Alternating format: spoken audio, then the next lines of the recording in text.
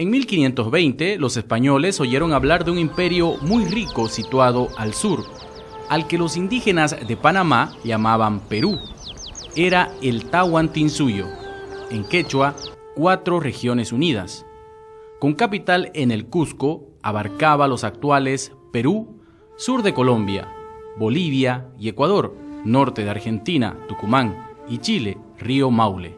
En 1532, el Tahuantinsuyo es conquistado por los españoles. La región costera fue llamada Nueva Castilla y la interior Nueva Toledo. Más tarde fueron las audiencias de Lima y Charcas, respectivamente. En 1530 nace el padre Alonso de Barzana en el pueblo de Belinchón, Cuenca, España. Tendrá una misión muy importante en el estudio de las lenguas y en la evangelización.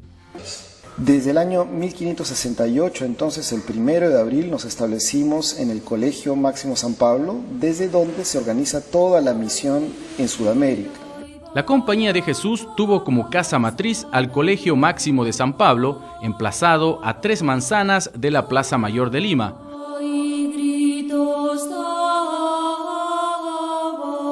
Una de las primeras preguntas que surgen ellos es ¿a qué población tenemos que ir? Porque llegan a una ciudad que ya está sumamente bien estructurada.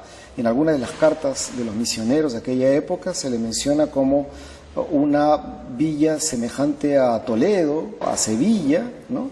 Lo cual quiere decir que para los españoles que llegaban al Perú, los jesuitas españoles, esta era una ciudad tan similar a la que encontraban en España. Entonces la pregunta es, ¿por qué hemos venido aquí si se supone que estamos yendo a las misiones entre indígenas? La indígena que existía en Lima era la población que estaba en lo que era en aquel entonces las afueras de Lima, detrás de las murallas de Lima. Y pasa a lo que se llama las doctrinas de Santiago, del cercado, un poco a las afueras de Lima. Allí es donde vieron los jesuitas que debían estar presentes y es donde comienzan a hacer, diríamos, su trabajo pastoral con la población indígena. Y desde entonces se le conoció como el cercado de indios.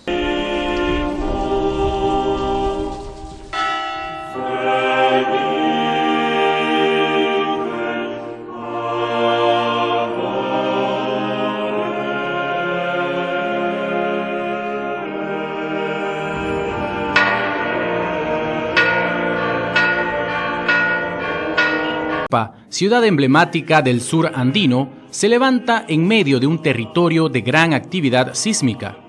Los primeros jesuitas llegaron a la ciudad de Arequipa en el año 1573, procedentes de la ciudad imperial del Cusco. Eran los padres José de Acosta, Luis López y Gonzalo Ruiz. Sí, 1573, ¿no? A la llegada casi misma de los padres jesuitas que llegan en 1573, pasa un año y ya la gente pide que se quedaran, ellos hacen unos cabildos. El gobierno local, es decir, el cabildo, para la época colonial, arequipeño, solicite a la Compañía de Jesús que envíe una serie de religiosos de su orden. En ese sentido es que se producen por lo menos 3 expediciones de los jesuitas para ver qué posibilidades había de fundar un colegio y la orden en nuestra ciudad. Más o menos en Arequipa estábamos hablando de los años de 1570-73.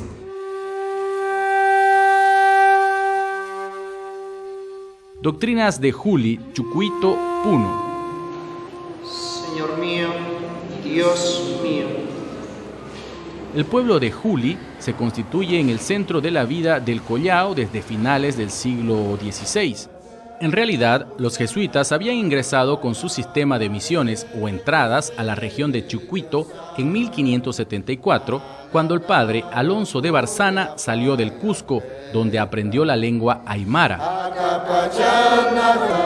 Las entradas eran ir entrando en determinados lugares, ir a predicar, ir a bautizar. Barzana predicó de manera itinerante en Chucuito, Cepita, Chunguño y Copacabana, además de las islas del lago Titicaca. El virrey Toledo, que es quien marca la impronta en toda la región de Puno, en el Alto Perú, en Bolivia, lo que insiste que estos pueblos tienen que estar bajo la conducción, digamos, espiritual de un religioso. Y para eso convoca a todas las órdenes religiosas, franciscanos, mercedarios, dominicos. Los dominicos en el área de Juli tampoco hablaban muy bien la lengua quechua y por lo tanto había mucha distorsión. Es por eso que Toledo presiona a los jesuitas para que vayan a adoctrinar, es decir, a recibir parroquias. Los jesuitas dicen que no, que ellos tienen su modalidad de trabajo, que ellos no van a tomar parroquia.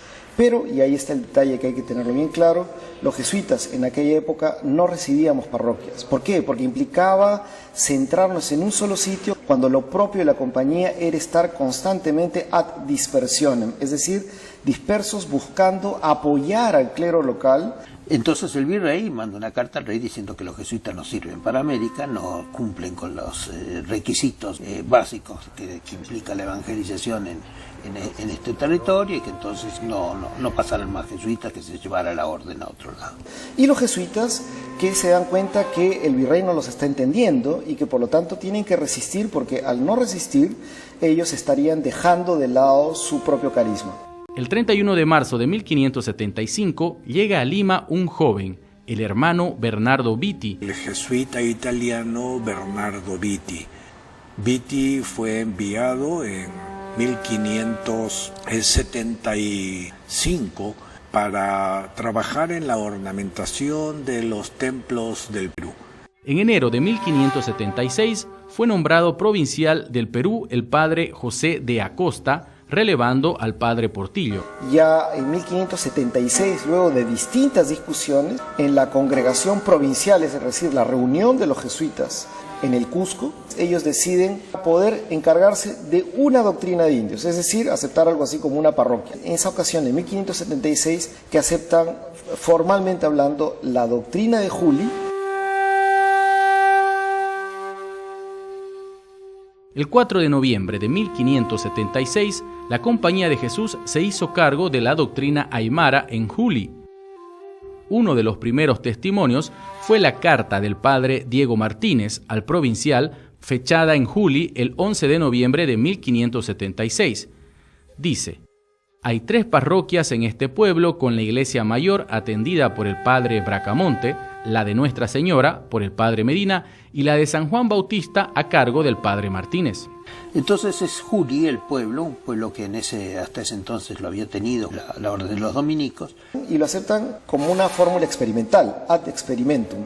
Y los jesuitas aceptan hacer una prueba, lo que ellos llaman un laboratorio, que para ellos era un laboratorio de idiomas, es decir, un pueblo donde pudieran concentrar indígenas de distintas parcialidades que hablaran los 4 idiomas, los 2 principales que eran el quechua y el aymara, y los secundarios que era el puquina, que era un idioma propio de la región del lago Titicaca, y el mojo, que era el de la zona más selvática, donde luego ellos tendrían las misiones de mojos, ¿no?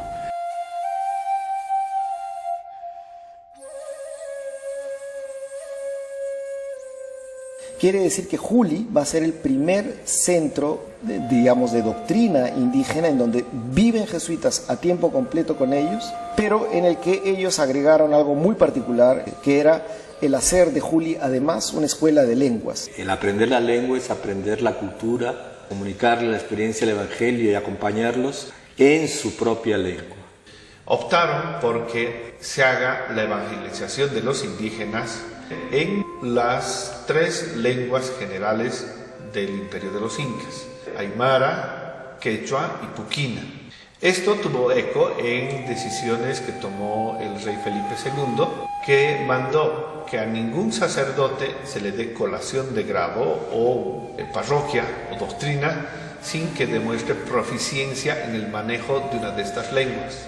Los jesuitas tenían que ir por temporadas a Juli para aprender el aymara y el quechua, por lo cual se convirtió en un centro lingüístico. En el caso de Juli fue clarísimo. El sistema elamita era aquellos pueblos que estaban manejados por el sistema de encomienda, debían trabajar con los hacendados una cantidad de tiempo para que los hacendados pagaran el tributo que correspondía al indio directamente al rey. Continuamente era una ocupación de una mano de obra prácticamente esclavizada, sin retribución adecuada y demás, que iba sacando gente de los pueblos. pero muchas veces eran explotados y en lugar de quedarse los 2 meses o 3 meses, entonces tenían que quedar mucho más tiempo. Los misioneros jesuitas veían cómo esta pobre gente de acá del altiplano eran enviados para que trabajen en Potosí, en las famosas minas, ¿no? Y mucha gente iban de Quillaco, incluso con los sacramentos recibidos, toda esta unción de los enfermos, porque muchos de ellos ya no volvían. La mayoría de los que iban a Potosí no volvían.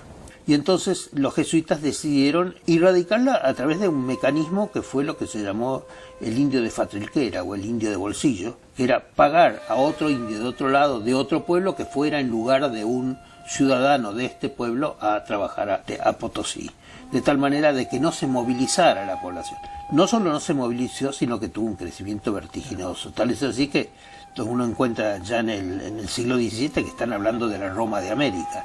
Es decir, la Juli era de alguna manera el poblado ensoñado por los indígenas que encontraban allí un respaldo, una institucionalidad, una persistencia y una forma de vida, de convivencia muy grande.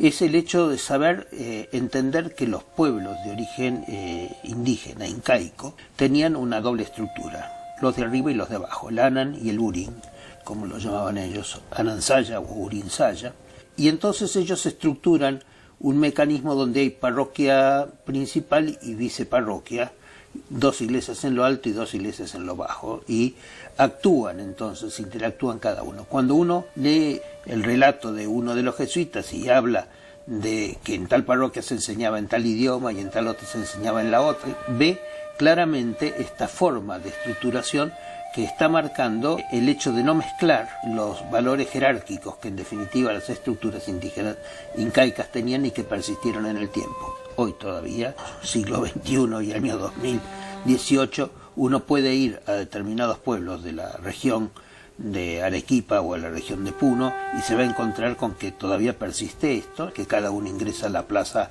a partir de sus propias calles de entrada, que hay como una línea divisoria de los espacios que ocupan cada una de la plaza, que la iglesia tiene 2 torres con las campanas que unos corresponden a los de arriba y otros corresponden a los de abajo, que existen 2 santos patrones, uno de los de arriba, otro de abajo y otro para todo el pueblo, y que además los grupos del Anansaya no se casan con los del Urinsaya.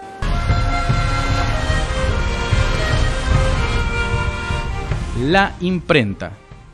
Las primeras décadas de producción editorial limeña estuvieron vinculadas a la tarea evangelizadora de la Iglesia entre los indígenas, ya que casi todos los títulos se refieren a catecismos, artes de la lengua y diccionarios en aymara y quechua. La mayoría de este material fue publicado por iniciativa de la Compañía de Jesús, que instaló la primera prensa en su colegio en Lima. Pero ojo, en Perú sí la había desde el 16 y en Lima, eso seguro. Eso seguro. El 13 de febrero de 1584, los jesuitas le dieron el permiso para empezar a imprimir textos al italiano Antonio Ricardo, mientras esperan la aprobación real. Ricardo fallece y continúa en 1605 Francisco del Canto. Tanto es así que se hizo la imprenta aquí desde acá del altiplano de Juli. La imprenta jesuítica en Juli ha dado lugar a una controversia entre autores. Ponen en duda si los libros fueron impresos en Juli realmente, como indican sus carátulas, o en Lima. El padre jesuita Ludovico Bertonio es quien edita los primeros escritos en lengua aymara y romance en esa doctrina. Entonces estas cosas son pautas fundamentales para lo que sería el desarrollo del pensamiento de la nueva visión misionera que tendrían los jesuitas posteriormente, tanto en el periodo guaranítico como en el de Mojos, de Chiquitos, de Chiloé, e inclusive en los intentos de la zona de Colombia, de Casanare, la zona de Maynas. Es decir, hay entonces allí un aprendizaje. Todo eso implicaba que la forma de hacer doctrina del jesuita en el sur del Perú y en América del Sur estaba revolucionando el modo de trabajar con los indígenas, que luego se va a ver cristalizado cada vez más en las reducciones del Paraguay, a donde van a llegar los jesuitas que inicialmente llegaron a Juli. El padre Diego de Torres Bollo, luego de ser superior de la residencia de Juli, Siempre se le confió para ocupar cargos de importancia, pero sin dudas fue su nombramiento como fundador y primer provincial del Paraguay lo que ha permitido que sea reconocido con el tiempo. En la ciudad de Lima, el 13 de junio de 1585, nacía Antonio Ruiz de Montoya. Pierde a sus padres en la infancia e ingresa al Colegio de San Martín de los Jesuitas. El 26 de noviembre de 1585 llegaban al actual norte argentino los jesuitas Francisco de Angulo, Alonso de Barzana y el hermano Juan de... En la Lima de esa época de segunda mitad del siglo XVI, los jesuitas entonces tenían el colegio máximo y la iglesia era desde donde se hacía la proyección pastoral en la ciudad. Entonces se puede decir que realmente toda la juventud pasó por estas aulas del Colegio de San Pablo. Al mismo tiempo, este fue el seminario de los jesuitas, es decir, primero fue noviciado, los estudios de humanidades, filosofía, teología.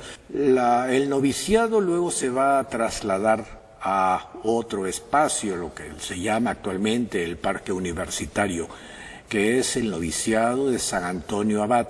Noviciado e Iglesia de San Antonio Abad, 1593.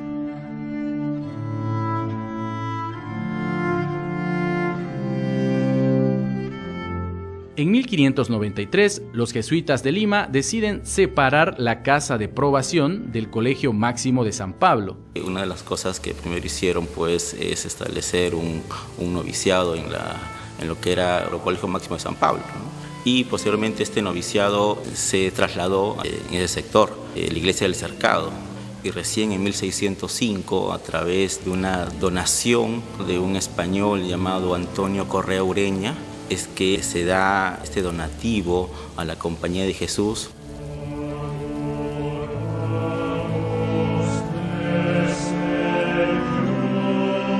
Era una costumbre de la época que personas que daban donativos les pusieran el nombre del santo. En este caso Antonio Correa era muy devoto de San Antonio Abad.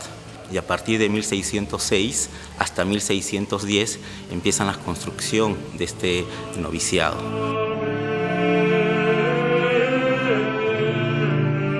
Lo primero que se construye en la edificación, de acuerdo a los planos, que es la iglesia. Se comienza a construir la primera iglesia con un conjunto de patios y claustros. Estamos ubicados en lo que fue la antigua iglesia de San Antonio Abad. Esta iglesia se construye a inicios del siglo XVII. Este lugar va a encontrar aquí la tumba del benefactor de esta casa, del que dio el dinero para que la Compañía de Jesús pudiera construir en este espacio la iglesia y su noviciado. Pero todo quedó devastado con el temblor de 1746. La iglesia debió reconstruirse desde los cimientos y es la que vemos ahora. Una joya artística, arquitectónica que tenemos en este lugar y que sirvió de alguna forma como un espacio de meditación, de oración, ¿no? Ya que esa era una de las labores, por ejemplo, de los novicios en esta casa, ¿no? Después de 2 años de estudios, pasaban a la universidad. Ahora, el Colegio Máximo de San Pablo era otra etapa superior, ¿no? De formación que inclusive competía con títulos o grados a la Universidad de San Marcos. En realidad los jesuitas hicieron un proyecto universitario, pero el entonces virrey Toledo... Estuvo un conflicto con el virrey Francisco de Toledo que impidió que los jesuitas dieran grados o títulos y que solamente eso lo podía dar la Universidad de San Marcos, porque prácticamente a veces en la universidad se quedaban sin alumnos y se iban a estudiar con los jesuitas, ¿no? Tenía su propio proyecto que fue el que sacó adelante. Entonces los jesuitas eran un estorbo. San Antonio Abad será una de las últimas construcciones jesuíticas inaugurada en 1766, un año antes de la expulsión de la compañía. Parte de los cambios que se dieron cuando este lugar ya dejó de ser de la Compañía de Jesús y se convirtió en el antiguo convictorio de San Carlos. En la actualidad, tanto la Capilla de Loreto como el resto del complejo es el centro cultural de la Universidad de San Marcos.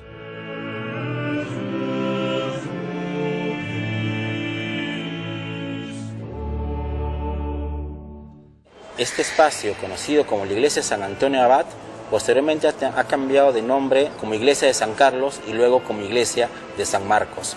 El 10 de diciembre de 1924 se inauguró aquí el Panteón de los Próceres, dejando el legado jesuita como iglesia de San Antonio Abad, ¿no?, como parte ya de la memoria histórica de todos los peruanos.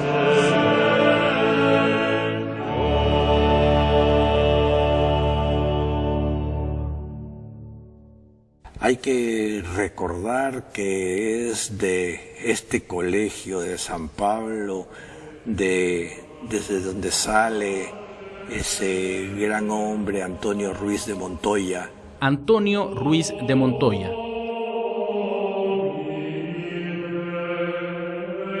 Primero estuvo en las misiones en el Guairá, deteniendo el avance de los bandeirantes, el éxodo con los pueblos guaraníes. Como superior de las misiones, debe organizar las milicias guaraníes para defenderse en la batalla de Mbororé en 1641. Debe viajar a España para gestionar el permiso para armar a los guaraníes.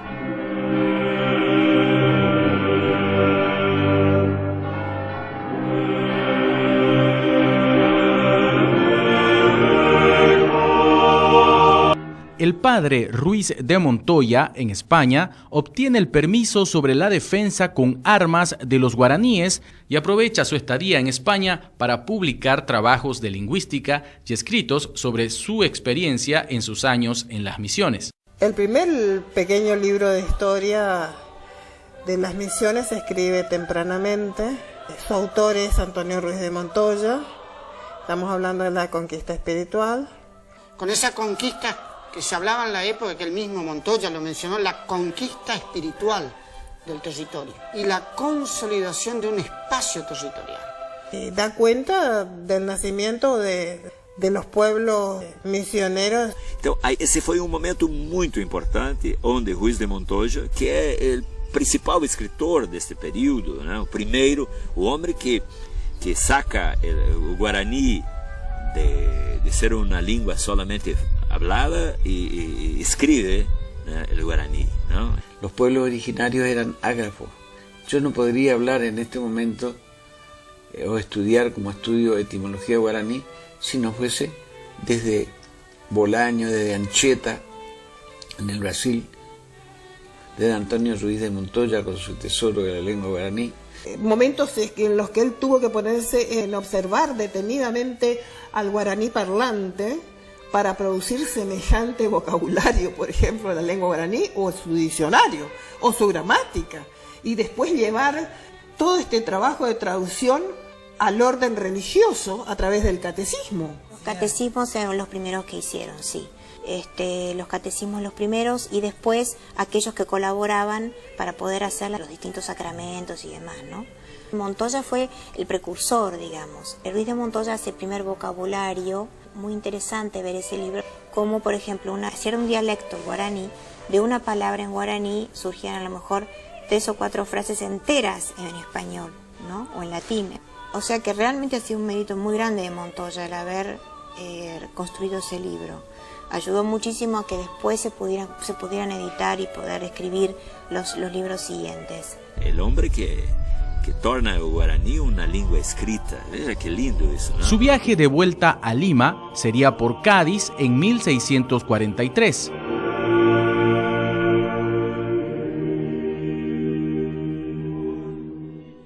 Montoya siente nostalgia del Paraguay y en 1646 inicia la vuelta por tierra a sus pueblos guaraníes.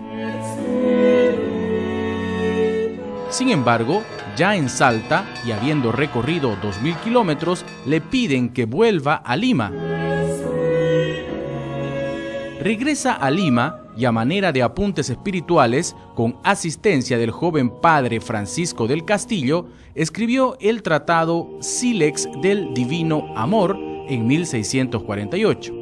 Y hay una obra muy importante que Montoya dicta a uno de sus discípulos cuando estaba muy enfermo en Lima, que se llama El Sílex del Divino Amor. Asistido por un discípulo suyo, 30 años menor, el venerable padre Francisco del Castillo, un hombre que en su juventud había sido muy débil psicológicamente, sin embargo, con la asistencia espiritual y la docencia que le da Ruiz de Montoya, se convierte de ser un hombre poco considerado en el apóstol de los negros que durante 20 años en una plazuela aquí en Lima predicó. Sin embargo, se convirtió y sigue siendo un pilar de lo que es una espiritualidad sólida. Es la misma línea de Ruiz de Montoya, un hombre con toda la energía y fortaleza que lleva él desde su juventud, hasta un otro hombre que desde la fragilidad se une con él, un anciano y un joven, caracteres completamente distintos, sin embargo, ambos dentro de una línea de acercamiento espiritual y de descubrimiento del Dios presente en el hombre y la mujer sufriente. El padre Antonio Ruiz de Montoya murió el 11 de abril de 1652 en Lima, sin haber podido regresar a los pueblos guaraníes. Varios relatos que parecen más leyendas que reales y que su origen coincide con el deseo de Montoya de tener sus huesos enterrados entre los guaraníes, esperan todavía la prueba o una lápida que indique su sepultura en la misión de Loreto en Argentina. Los jesuitas del Perú, ante su muerte en 1652, cuidaron de reservar los huesos del cuerpo de Ruiz de Montoya a manera de reliquia. Es lo que hoy se conserva como un valioso tesoro en la iglesia de San Pedro en la ciudad de Lima.